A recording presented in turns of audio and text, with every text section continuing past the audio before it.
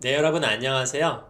며칠 전에 제 블로그에 정말 너무 기쁜 댓글이 달렸어요. 그래서 제가 작성자분께 동의를 구하고 한번 읽어드리기로 했습니다. 바로 한번 읽어볼게요.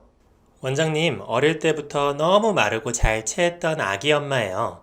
원래도 안 좋았는데 아이 둘 낳고 일도 하면서 속이 안 좋고 그럴 때면 두통, 어지럼증도 있어서 힘들었습니다. 작년에 1년 휴직을 하면서 잠도 푹 자고 영양제도 챙겨 먹었어요. 조금 호전된다 정도였고 큰 변화는 없었는데 원장님 글 읽고 심폐기능?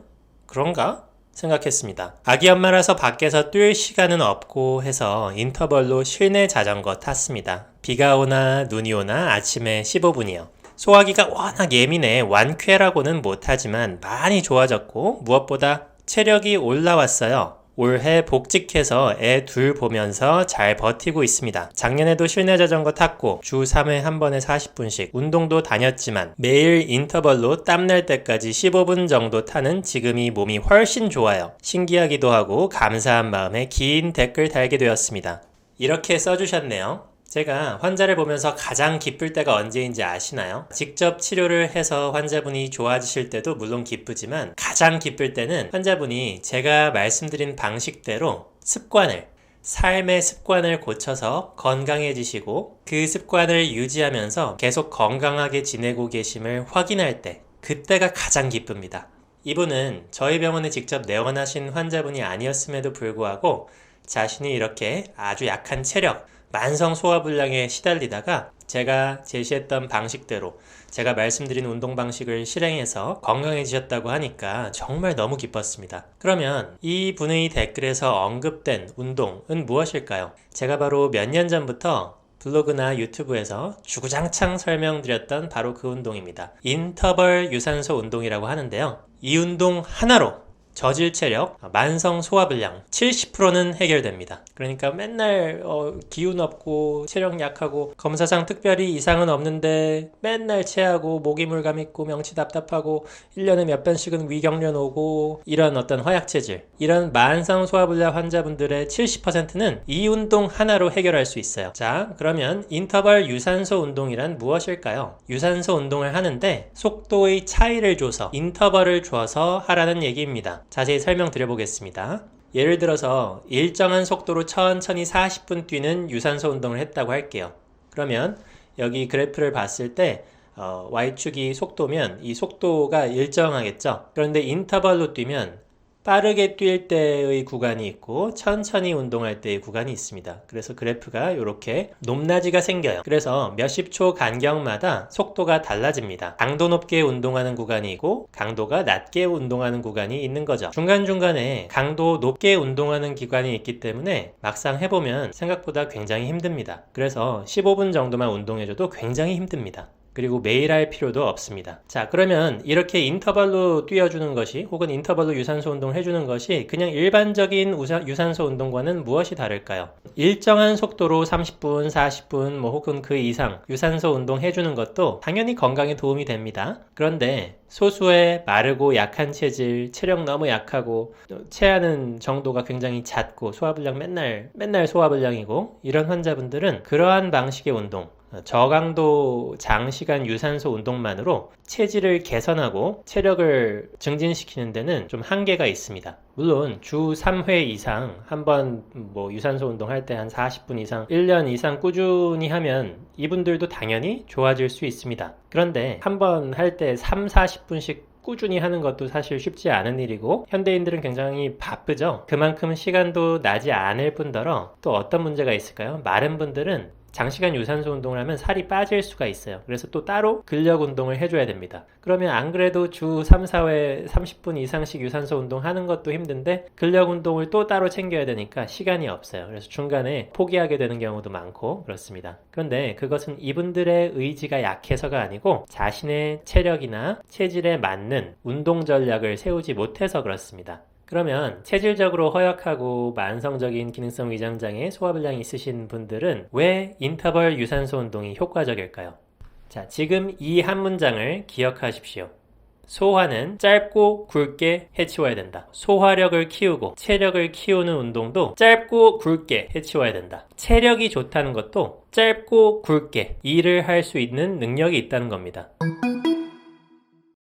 자, 먼저 소화라는 과정에 대해서 간략하게 알아보겠습니다. 소화라는 것은 우리가 입으로 먹은 것이 식도를 지나서 위로 가서 위에서 부수고 장에서 흡수를 해서 간으로 보내요. 그래서 간에서 해독을 한 다음에 심장으로 보내서 심장이 피에서 받아온 산소와 함께 전신으로 펌프를 해줍니다. 그럼 전신에서 그 에너지를 받는 거죠. 그러면 음식이 입으로 들어가서 위에 머무는 시간이 얼마나 될까요? 그렇게 오래 걸리지 않겠죠? 점심을 1시에 먹었는데 위에 3, 4시간씩 음식이 있으면 저녁 때 돼서 배고프지도 않을 거 아니에요. 그죠? 정상적인 소화력을 가지신 분이라면 음식을 먹은 다음에 한 40분에서 100분 사이에 위에서 다 비우고 장으로 넘깁니다. 그런데 소화력이 약하면 이걸 빠르게 못 넘기고 자꾸 체하겠죠? 그러면 왜 위가 음식을 받아서 빠르게 부숴서 장으로 넘기지 못할까요? 위가 약하다는 것은 어떤 의미일까요? 우리가 밥을 먹어서 힘을 내듯이 위도 에너지를 받아서 힘을 냅니다. 위장한테 에너지를 전달해 주는 것은 어떻게 전달이 되냐면 혈액을 통해서 전달됩니다. 혈액에 있는 당, 산소 등의 에너지 성분이 위장 평활근에 공급되면 그 힘으로 위가 열심히 음식을 부순단 말이에요. 그래서 소화력이 좋다는 표현을 위장 힘이 좋다 이렇게도 표현할 수 있지만 달리 말하면 위장에 공급되는 혈액의 순환 능력, 위장에 혈액을 보내주는 심장의 힘, 심박출력이 좋다고도 표현할 수 있는 거예요. 우리가 밥이 위로 들어가면 전신 혈액의 일부가 위로 쫙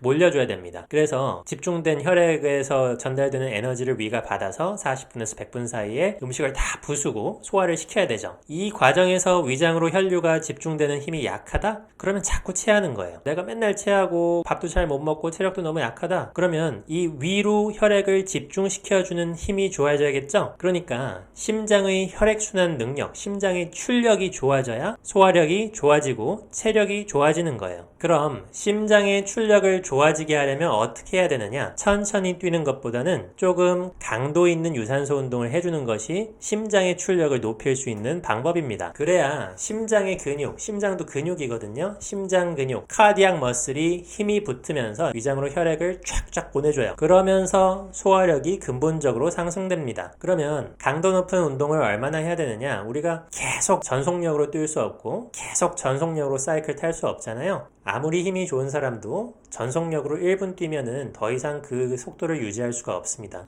그래서 어떻게 하냐면 인터벌을 줘서 천천히 뛰다가 빨리 뛰다가 천천히 뛰다가 빨리 뛰다가 천천히 뛰다가 빨리 뛰다가 이것을 반복하는 겁니다. 물론 꼭 뛰는 것만이 유일한 방법은 아닙니다. 실내 자전거를 타고 되고 수영으로 해도 되고 여러 가지 방식이 있습니다. 모든 유산소 운동에 활용할 수 있죠. 만약에 내 체력이 너무 달린다 그러면 천천히 뛰다가 빠르게 걷다가 천천히 뛰다가 빠르게 걷다가 이렇게 하고 그마저도 할 힘이 없다 그러면 빠르게 걷다가 천천히 걷다가 빠르게 걷다가 천천히 걷다가 이렇게 강도를 내 체력에 맞게 조절하면서 할 수 있습니다. 그래서 내 체력 수준에서 약간의 고강도 운동 구간을 두는 것이 이 인터벌 유산소의 핵심인데 이걸 반복하면서 내 심장한테 얘기를 하는 거예요. 이 고강도 운동 구간을 네가 버텨야 된다. 이것을 버텨서 더 강해져야 된다라고 이렇게 반복적으로 입력을 시키는 겁니다. 심장한테. 그럼 심장이 어떻게 생각하겠어요?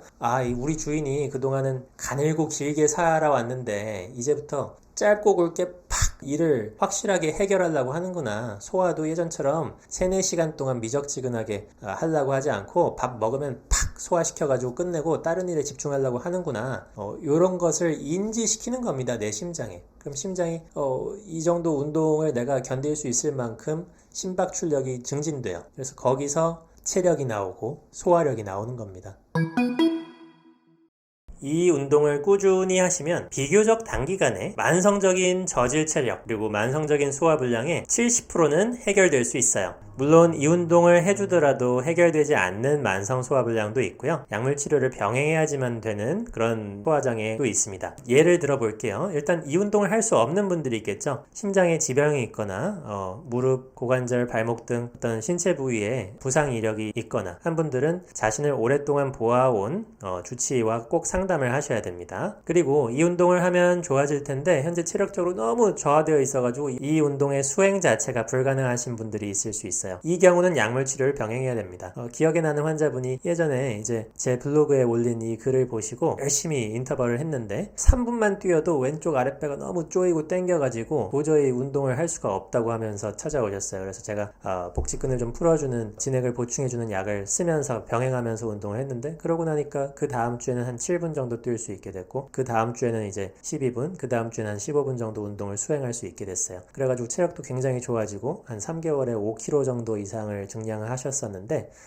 이렇게 너무너무 약한 분들은 약물 치료를 병행해야 되는 경우도 있습니다. 어혈성 복부 불편감의 경우 애초에 심폐기능에 문제가 있어서 복부 불편감이 생기는 것이 아니기 때문에 이 경우도 약물 치료를 하셔야 됩니다. 어혈성 복부 불편감이 있으신 분들은 애초에 운동을 엄청 많이 하시는 분들도 많아요. 운동을 많이 하는데도 맨날 여기 가스 차는 것 같다, 갑자기 콱 막히는 것 같다, 이런 분들도 꽤 많거든요. 근육량이 꽤 있고 그런데도. 그래서 그분들은 이 운동을 한다고 해서 특별한 호전이 없을 수도 있습니다. 그리고 이제 갑상선 질환이 있으신 분들, 체력적으로 너무 저하되어 있는 상태이기 때문에 운동을 수행할 수가 없을 수가 있어요. 그리고 갑상선 질환 진단은 받지 않았지만 갑상선과 밀접한 연관관계가 있는 부신 피로 증후군이라는 게 있는데, 그 경우도 너무너무 만성 피로가 심하기 때문에 운동을 한번 수행했다가 하면 며칠 동안 뻗어 있고 이럴 가능성이 있어요. 그래서 그런 경우도 약물 치료를 병행해야 됩니다. 그런데 가장 중요한 사실은 무엇일까요? 일단은 이 운동이 내가 수행이 가능한 상황이라면 일단은 해보시라는 거예요. 해보고 나서도 여전히 불편하고 빠른 개선이 어려우면 그때 치료를 받아도 늦지 않는다는 겁니다. 우리가 이제 사회생활 하다 보면 어떤 경우는 가늘고 길게 해도 성공하는 경우 있잖아요. 뭐 노벨상이 아니죠. 필즈상 받으신 그 교수님도 어렸을 때부터 굉장히 몸이 약했다고 하는데, 그렇게 이제 규칙적인 생활로 꾸준하게 연구할 수 있는 분들은 좀 얘기가 다를 수 있지만, 대부분의 어떤 사회생활에서 우리가 성취를 내야 할 때는 어떤가요? 마감 기간이 있는 경우가 많고, 이때까지 뭘 해치워야 되는 경우가 많고, 또 스트레스도 많은데 그것을 또 이겨내고 그 압박감을 이겨내면서 짧고 굵게 팍 어떤 일을 끝내야 되는 경우가 많죠. 그런 게 다 체력이란 말이에요. 그리고 소화력이 좋아야 그 체력을 유지하겠죠. 그래서 사실 이 운동이라는 거는 단순히 어떤 체력을 좋아지게 하고 소화력을 좋아지게 하는데 그치는 게 아니라 나의 스트레스 저항력을 올려줍니다. 내 스트레스 저항력을 올려줘서 사소한 스트레스를 내 몸이 이길 수 있게 해주는 거야. 내 심장이 그걸 견디고, 그래서 막 스트레스 받는 상황에도 밥 들어오면 열심히 소화시키고, 잘 때 되면 혈액순환 시켜가지고 딱 잠들게 하고, 집중해야 될 때는 뇌혈류량을 올려가지고 집중하게 하고, 그렇게 만들어주는 운동입니다. 그래서 너무너무 좋은 운동이기 때문에 지금 한국의 운동 문화가 이런 방식의 운동이 좀 더 알려졌으면 해서 운동 시 주의사항과 함께 이 영상을 찍게 되었습니다. 자, 이상 잠실의 진료실에서 김상태 원장이었습니다. 감사합니다.